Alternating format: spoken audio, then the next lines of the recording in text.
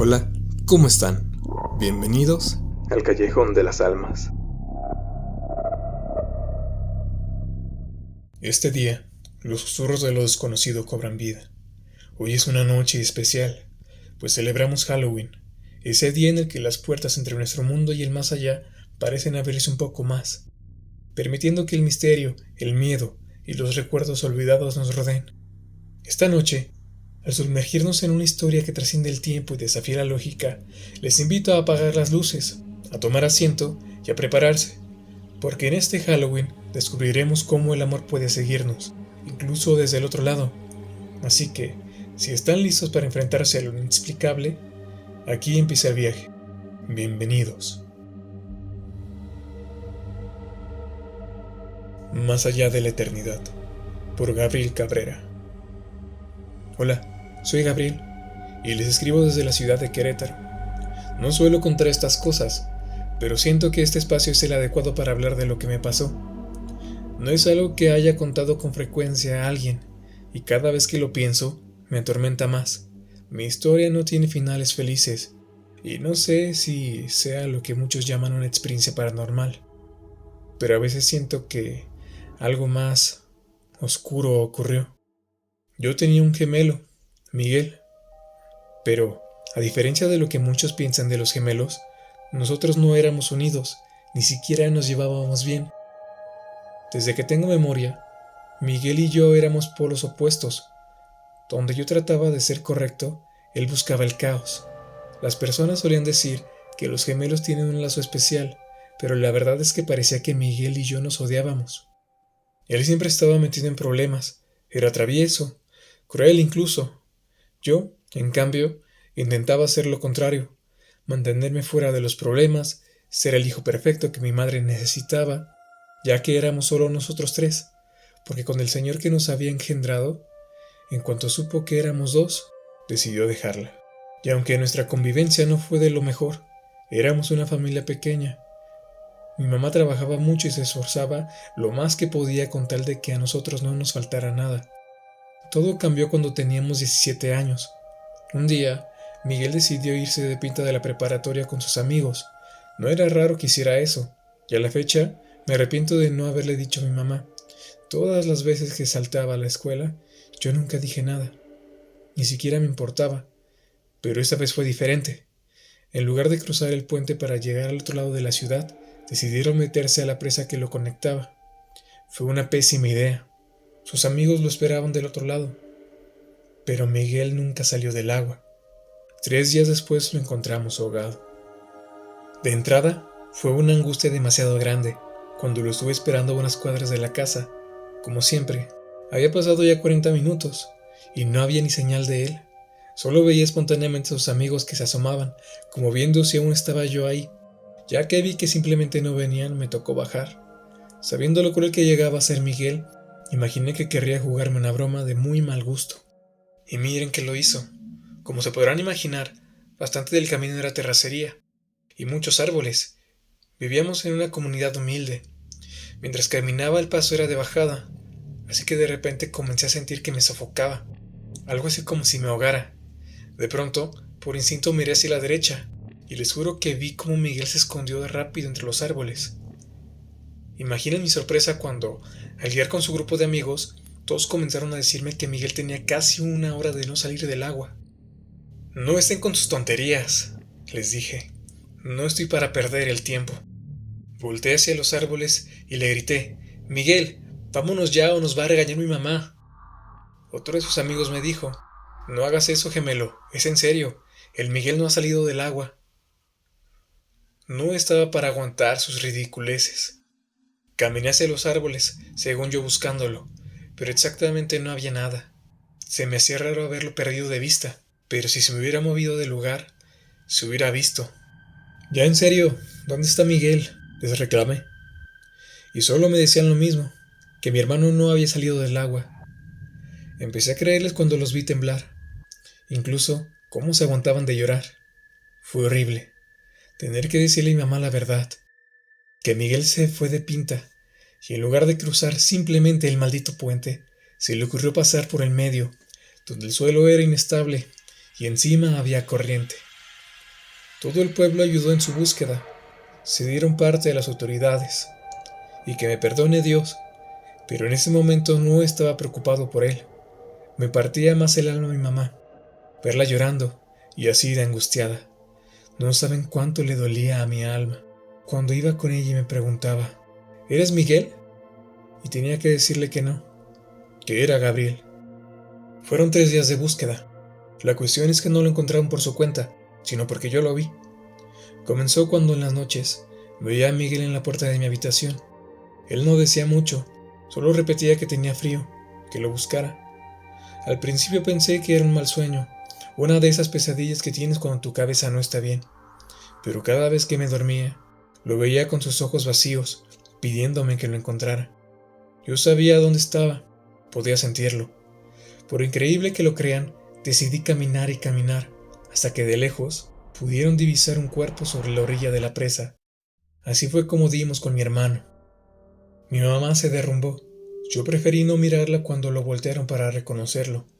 Y es que, después de eso, no sentí nada. Es horrible admitirlo, pero en ese momento no me dolió su muerte. Mi madre, en cambio, estaba devastada. Pero yo sentía alivio. Era como si una carga que había estado sobre mis hombros toda mi vida finalmente hubiera desaparecido. Ya no habría nadie causándole problemas a nuestra familia, ni a mí. No me malentiendan, ni me odien, pero es que si hubieran estado en mis zapatos en ese entonces, entenderían por qué. Era esa persona que solo le causaba daño a mi mamá, haciéndola malgastar su dinero, preocupándola, haciéndola enojar, llorar. Mi mamá tenía consuelo en mí. Muchas veces tuve que fingir que era él, llegando a casa para que mi mamá pudiera dormir en paz mientras él quién sabe dónde estaba de fiesta, sin preocuparle lo alterada que estuviera mi mamá. Él no paraba de decir que yo era un frágil, el favorito, el correcto, insultándome cada que él quería, siempre y cuando hiciera su vida y nadie se metiera en la suya. Por eso suplico, no me vean como el malo. Sé que nadie se alegraría de la muerte de su hermano. No lo hice. Incluso de alguna manera, mi alma sentía que algo faltaba, pero mi mente entendía que ya no habría nada de qué preocuparnos. El día del entierro fue cuando las cosas se pusieron realmente mal. Todos me miraban con lástima. Pobrecito, murió su gemelo. Y yo no sabía qué cara poner. Si realmente una de tristeza, o mantener esa que estaba en shock, hasta que fue momento de llevarlo al panteón y dejarlo en su gaveta. No quería acercarme al ataúd, no quería verlo, pero alguien, no recuerdo quién, me tomó del brazo y me dijo que me acercara a despedirme. Era lo correcto. Me acerqué, y fue entonces cuando ocurrió. Miguel abrió los ojos, no como un reflejo ni un espejismo, no. Sus ojos me miraron fijamente, llenos de odio, como si me reprochara, como si me dijera que era injusto que yo siguiera vivo. Me quedé congelado, no podía moverme, no podía gritar, solo estaba ahí, viéndolo mirarme. Y sé que no fue mi imaginación, lo sentí su enojo, su resentimiento. Era aún más espeluznante porque era como verme a mí mismo. Ambos traíamos puesto el mismo traje, un par que mi mamá nos compró hace un año por motivo de la boda de mi tía. Y ahora, incluso en el funeral de uno, estábamos usando la misma ropa. Cuando lo metieron a su gaveta, yo juro que el mundo se oscureció. Era algo así como cuando te pones gafas de sol y ves todo tenue. Yo miraba el cielo y estaba azul, despejado. Sin embargo, al mirar alrededor, todo seguía tenue. Era como si mis ojos se hubieran unido a los de Miguel, cerrados, y nunca los podría volver a abrir. Después de eso, las cosas en casa no mejoraron. Mi madre cayó en una depresión profunda. No comía, apenas salía de su cuarto. Pasaba el día entero durmiendo, llorando por Miguel. Y yo seguía viendo el mundo más oscuro, más sombrío. Las noches se volvieron más frías. Mi habitación en especial parecía helada. El primer mes después de la muerte de Miguel fue el más difícil. Sentía que algo no estaba bien, pero no sabía qué era. Hasta que una noche lo vi. Estaba acostado, intentando dormir, cuando sentí algo extraño. Abrí los ojos y ahí estaba Miguel acostado en su cama, la cual era separada de la mía por un buró en medio. Lo más perturbador es que no sentí miedo.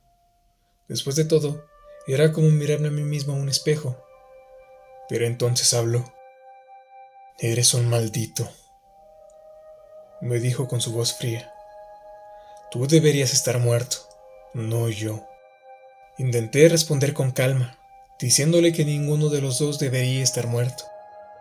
Pero él no lo veía así. Se rió y luego me acusó de ser el favorito. «Siempre fuiste el hijo perfecto, ¿verdad?» «¿El favorito yo?» «No confundas las cosas, Miguel. Siempre fuimos igual, pero a ti te encantaba la mala vida. Y mira, incluso muerto le sigues causando problemas a mi mamá». Eso lo enfureció. Pude verlo en su mirada. «Y tú feliz por tenerme muerto, ¿no? Ni una sola lágrima derramaste», me reprochó. Le grité que su muerte no me había afectado porque nunca demostró amor.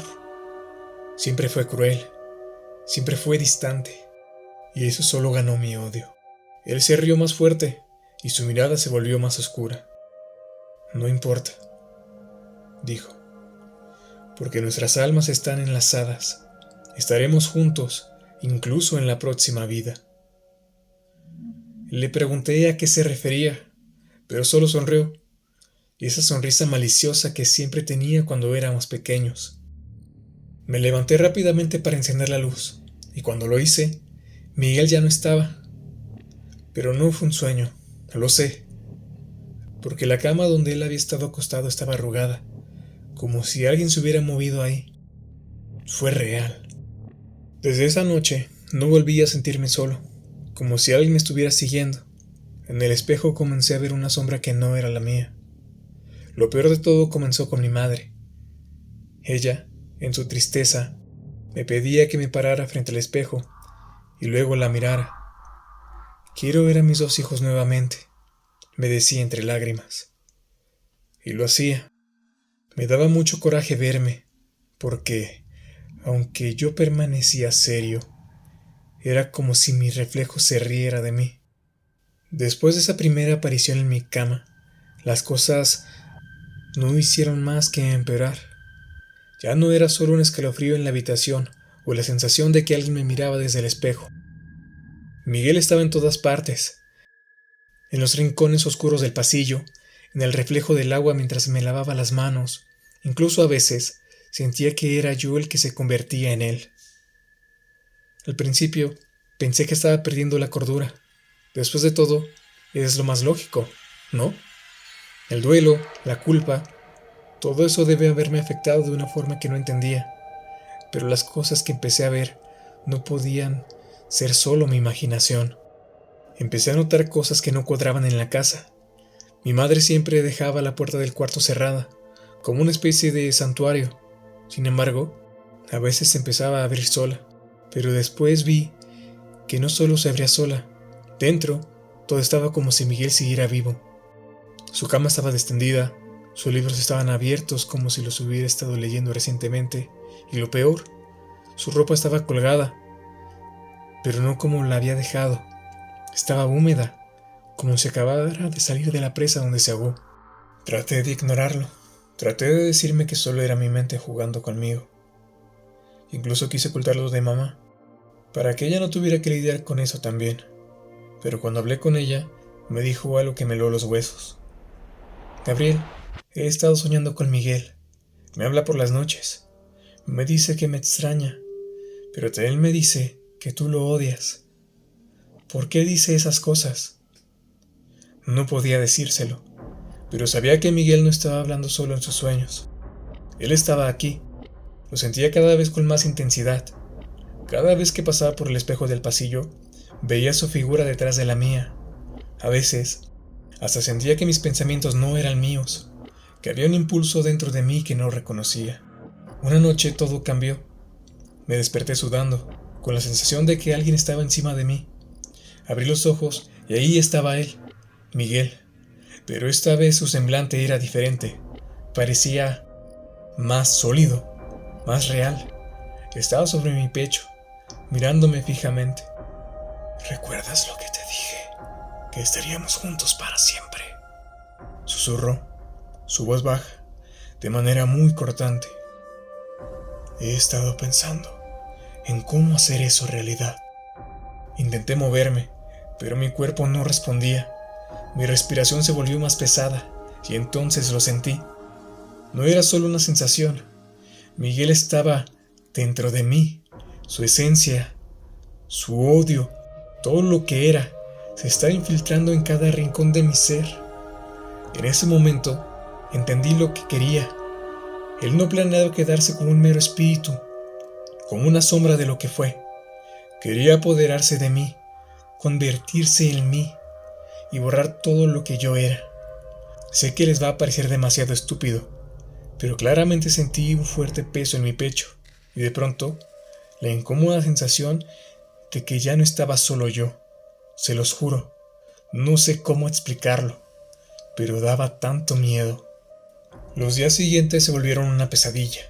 Empecé a tener lagunas mentales, momentos en los que no recordaba qué había hecho o dónde había estado. Mi madre me miraba con preocupación. Un día me dijo que me vio en el cuarto hablando solo, pero yo no recordaba haber entrado ahí. Era como si él estuviera tomando el control. Lo peor vino una noche, cuando mi madre entró a mi habitación y me encontró de pie frente al espejo. Pero yo no estaba mirándome a mí mismo, estaba mirando a Miguel, que me devolvía la mirada desde el otro lado. Mi madre gritó, pero no fue porque me viera, fue porque me escuchó hablar con una voz que no era la mía. Esa noche fue la última vez que vi a mi madre entrar a mi habitación. Después de eso, dejó de hablarme. Se encerró en su cuarto y apenas comía o dormía. Parecía estar desmoronándose. La culpa y la tristeza la estaban consumiendo. Y yo ya no estaba seguro de quién era realmente. Algunas veces me sentía como Gabriel, pero otras, cuando me miraba en el espejo, sentía que Miguel estaba más cerca, más fuerte, listo para tomar todo lo que quedaba de mí. Después de aquella noche, empecé a sentir un terror que jamás había conocido. No podía descansar, no podía pensar en nada que no fuera Miguel. Su mirada fija sobre mí, sus palabras llenas de resentimiento. Me volví un hombre atormentado, cansado de luchar contra esa presencia que nunca se iba. Así que un día, desesperado, sin saber qué más hacer, decidí ir a misa. No había sido muy devoto en la vida, y menos después de todo lo que pasó con Miguel, pero pensé que, si alguien podía ayudarme a librarme de esta pesadilla, sería Dios. Al final de la misa, me acerqué al sacerdote y le conté lo que me estaba pasando, omitiendo algunos detalles, pero dejando en claro que sentía que el espíritu de mi hermano no encontraba descanso y me estaba atormentando. El sacerdote escuchó pacientemente, sin juzgarme. Cuando terminé, me miró y me dijo algo que me dejó helado. Tal vez tu hermano solo necesita sentirse recordado, Gabriel. Los muertos, como los vivos, también necesitan pertenecer. Quizás sea una forma de llamar tu atención, para que no lo olvides. Tal vez si le pones un pequeño altar, con una vela, una foto, algo para que él sepa que aún tiene un lugar entre ustedes, podría descansar en paz. Tal vez quiera una misa o una disculpa. Recuerdo que asentí con la cabeza, como si sus palabras tuvieran sentido, pero por dentro sentía un rechazo profundo. ¿Por qué tenía que hacerle un altar? ¿Por qué tenía que reconocer a alguien que siempre había hecho de mi vida un infierno? Miguel no merecía ese lugar. Toda la vida había sido el hijo problemático, el que causaba daño, el que nos hacía sufrir a todos. Y ahora yo tenía que abrirle un lugar en mi vida otra vez, cuando por fin estaba libre de él. Me pareció absurdo. En lugar de hacer el altar, busqué otras maneras de huir de él. Comencé a tomar pastillas para dormir, unas que me dejaban tan inconsciente que ni siquiera soñaba. Dejé de ver espejos de noche. Evitaba mirarme porque temía que, si lo hacía, vería el reflejo de Miguel a mi lado. Pero aunque mi cuerpo descansara, mi mente seguía atrapada en la pesadilla. y cuando lograba dormir sin las pastillas, Miguel siempre estaba ahí, en mis sueños, reprochándome. «Tú deberías estar muerto, Gabriel», me decía cada noche. Su rostro estaba distorsionado por el odio y el resentimiento. «Tú fuiste el favorito. La vida siempre fue más fácil para ti». Una noche, después de semanas de estas visitas, perdí el control. En mi sueño, grité, por fin dejando salir lo que había reprimido por tanto tiempo. «¡Cállate ya! ¿Qué quieres de mí, Miguel? Tú decidiste ser un mal hermano. Te di 1000 oportunidades para que cambiaras, para que fueras alguien mejor, pero siempre preferiste hacer la vida difícil a todos. No fui yo quien te empujó a hacer cosas malas. ¡Fuiste tú!». Miguel me miró con esos ojos llenos de desprecio, pero esta vez algo en su mirada cambió. Pude ver que, por un instante, dudó, como si nunca hubiera pensado en ello, como si fuera la primera vez que alguien se lo dijera en la cara. Me dijeron que yo tenía que pedirte perdón, pero no te lo mereces. Tal vez eres tú quien debería disculparse conmigo por ser tan mal hermano. No sé si fue mi imaginación, pero sentí que su figura se desvanecía lentamente, como si mis palabras lo hubieran debilitado. Pero antes de desaparecer por completo, sus ojos se llenaron de una tristeza que nunca había visto, como si hubiera visto algo en mí, o en él mismo, que no quería reconocer, y justo antes de que se desvaneciera por completo, murmuró algo que apenas pude escuchar. «Tienes razón». Desperté, empapado en sudor, con el eco de sus palabras resonando en mi mente. Desde esa noche, Miguel dejó de aparecer. Les juro que creí finalmente había encontrado la paz que tanto estuve anhelando desde su muerte. ¿Y saben qué? Empecé a sentirme más solo que nunca. Finalmente, en su primer aniversario luctuoso entendí que mi hermano gemelo estaba muerto. Decidí que lo mejor era ir a terapia. Pensé que tal vez todo lo que estaba viviendo era simplemente un shock, una forma extraña en la que mi mente estaba procesando la muerte de Miguel. En ese entonces, no era muy común ir a un psicólogo. Sin embargo, con la información que nos daban sobre que los especialistas de esa profesión podían ayudarnos, me abrió una ventana de esperanza. No sabía a quién más acudir, y un día, finalmente me decidí.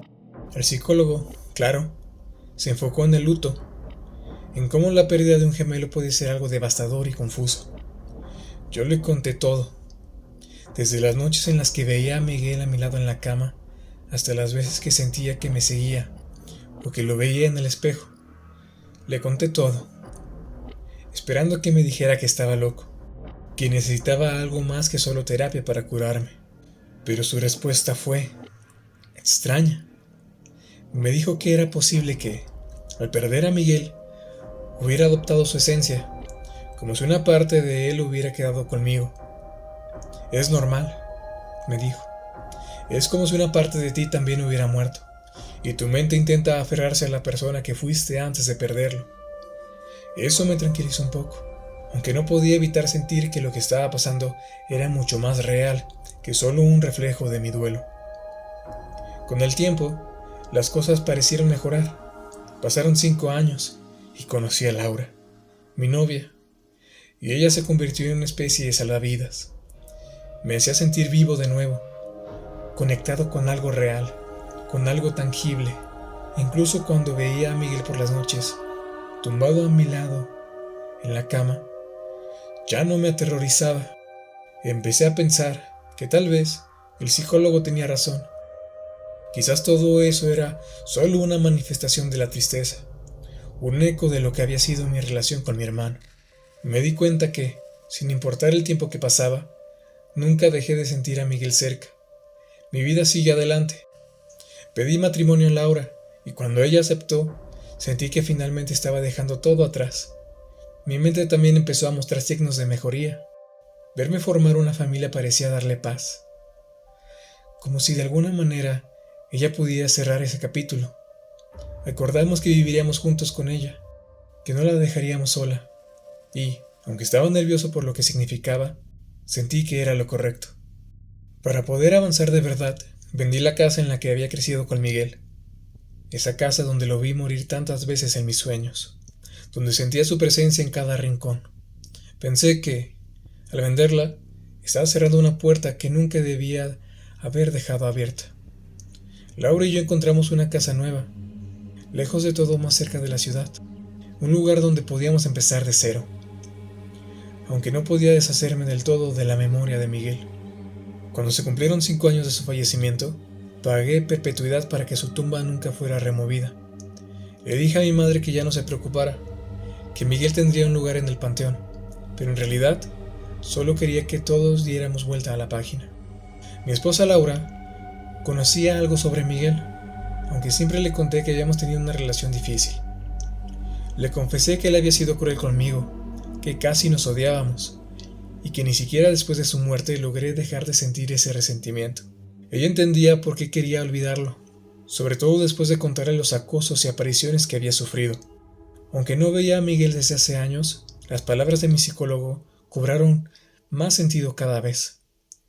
Tal vez Miguel nunca me había perseguido. Quizás todo había sido un reflejo de mi duelo, de esa extraña sensación de perder a un gemelo. Pero, aunque buscara la lógica, sus últimas palabras aún rondaban mi mente, reprochándome que nunca lo quise. La vida siguió. Mi madre mejoró notablemente cuando Laura anunció su embarazo. El nuevo bebé le dio alegría a la familia, y así, poco a poco, Miguel quedó en el olvido. Los años pasaron, y nuestra hija llegó a cumplir 10 años. Nunca le mencionamos a Miguel. Creímos que era innecesario traer de nuevo su historia. Sin embargo, un día sucedió algo que no habíamos previsto. Hubo una confusión de quién recogería a nuestra hija de la escuela. Pensé que Laura iría. Ella pensó que yo lo haría, y mi madre creyó que le tocaba a alguno de nosotros.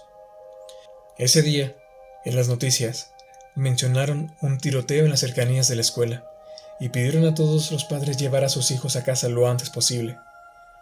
Laura me llamó alarmada, preguntando si nuestra hija estaba bien, y con horror me di cuenta de que yo pensaba que ella la había recogido.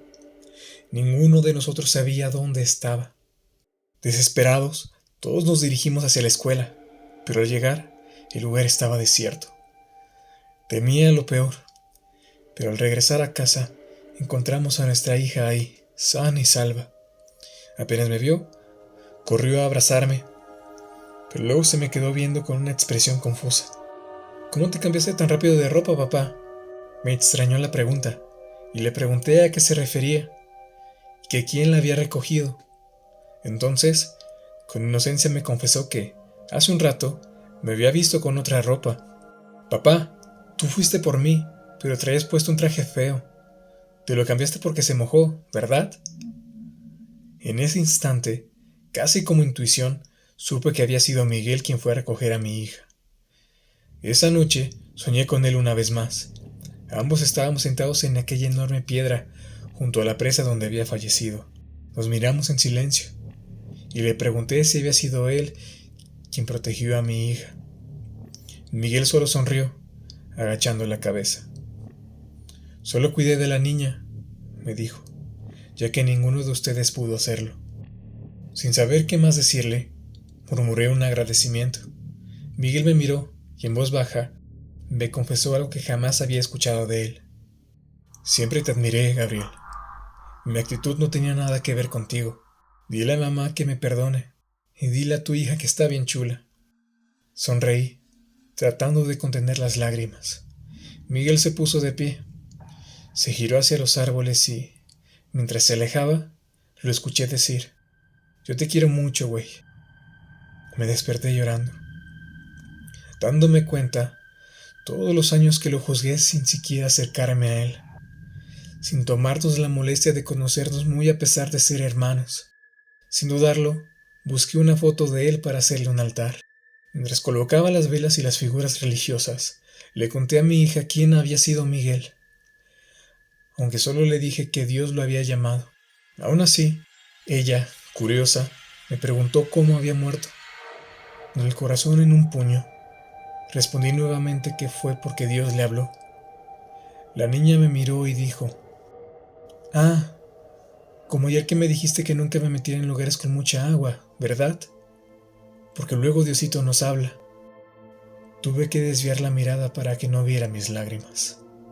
Actualmente, mi hija tiene 23 años. Hace poco, me preguntó si podía contar esa experiencia sobre su tío fallecido en el canal nuevo que había descubierto, llamado El Callejón de las Almas. Sabía que la historia quedaría incompleta sin todos los detalles anteriores a su nacimiento. Me puse a contarle todo lo que había pasado antes de este. Al ser tanto, me pidió que la relatara yo mismo en su totalidad. Decidí hacerlo, no solo para honrar a mi hermano y su protección hacia mi hija, sino para entender cómo el perdón es esencial para que la familia encuentre la paz. La terapia me ayudó a sanar, y después de todo, también pude aceptar que Miguel realmente había estado ahí, reprochándome mi falta de amor. Mi hija siempre cuenta que, cuando salió de la escuela, vio a un hombre idéntico a mí, sonriéndole con su traje viejo, algo sucio y mojado. Él la llevó a casa por calles diferentes para protegerla del peligro, y al despedirse, le dio un abrazo, un beso en la frente, y le dijo que no tardaría, que se cuidara y que por mientras hiciera su tarea. Unos minutos después, llegamos nosotros. Desde su perspectiva, fue gracioso ver cómo su papá se había cambiado de ropa en cuestión de minutos. Hoy, el altar de Miguel está en el centro de la casa, y su tumba sigue siempre cuidada y adornada, con flores que mi hija misma le lleva, sabiendo que el amor de su tío trasciende incluso la muerte. Yo también lo siento así. Todavía sueño con él de vez en cuando, ya no como antes, con ese uniforme mojado y podrido, sino como un hombre en paz, sereno. Finalmente, los dos estamos en paz con el otro. ¿Y saben? La muerte ya no me asusta, porque sé que, cuando llegue mi momento, me reencontraré con mi otra mitad, mi hermano gemelo.